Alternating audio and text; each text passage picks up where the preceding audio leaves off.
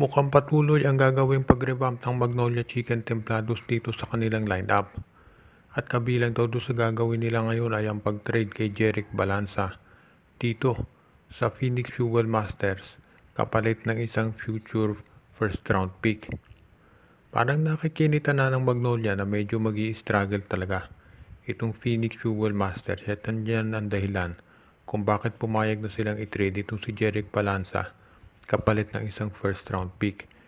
Sa tingin ng Magnolia kasi, magiging mataas yung draft pick ng Phoenix dahil base doon sa kanilang sariling pag-aaral, medyo magi-struggle talaga itong Phoenix Fuel Masters ngayong season na to.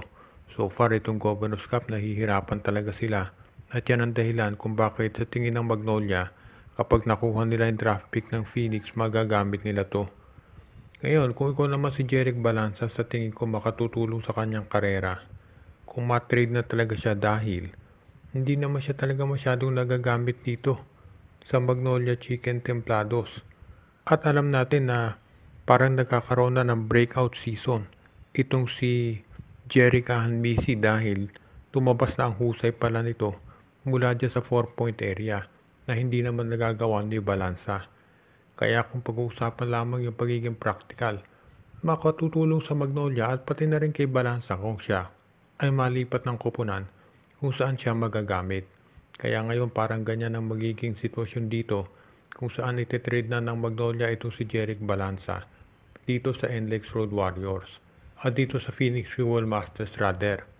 Ngayon kung ikaw naman ang Phoenix, mapapakinabangan mo itong si Balanza dahil nangangailangan ka ng isang scorer na kinakailangan ngayon ng Phoenix dahil obviously nahihirapan sila kaya nga hindi pa nananalo. Medyo manghihinayang siguro itong Blackwater Bossing kapag dumating na yung panahon na talagang kinakailangan na nilang bitawan itong si Cedric Barefield. Ngayon pa lamang kasi ang ganda na ng pinapakitang laro nito si Barefield at parang marami nagsasabi na sayang naman talaga kung ito'y mawawala dito sa Blackwater Bossing. Pero sabi nga naman nila ganyan talaga ang sitwasyon dito sa PBA at hindi na nakapagtataka na ito si Barefield kung mawawala yan dito sa Blackwater.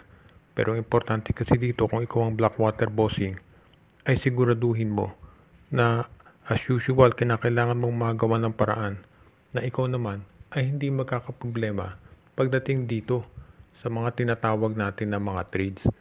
Kasi nga naman sabi nila kung hindi rin pakakawala ng Blackwater Bossing itong si Cedric Barefield, obviously magiging isa sila doon sa mga top contenders.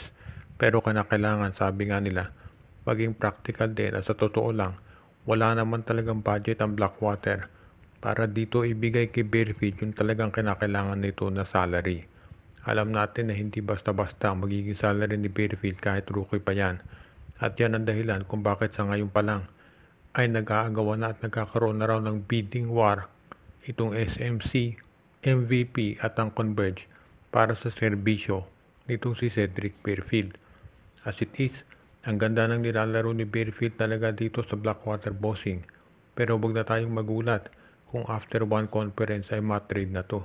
Kahit sabihin pa natin na 1 year yung supposed stay nito si Barefield dito at yung player option niya sa second year pa lamang, maraming naniniwala na sa ganda ng nilalaro ni Barefield ay pag-aagawa nito kaagad. Kaya abangan na lang natin kung saan talaga mapupunta si Barefield. At kung ikaw naman Blackwater, well at least gamitin mo na habang nandyan pa siya sa iyo.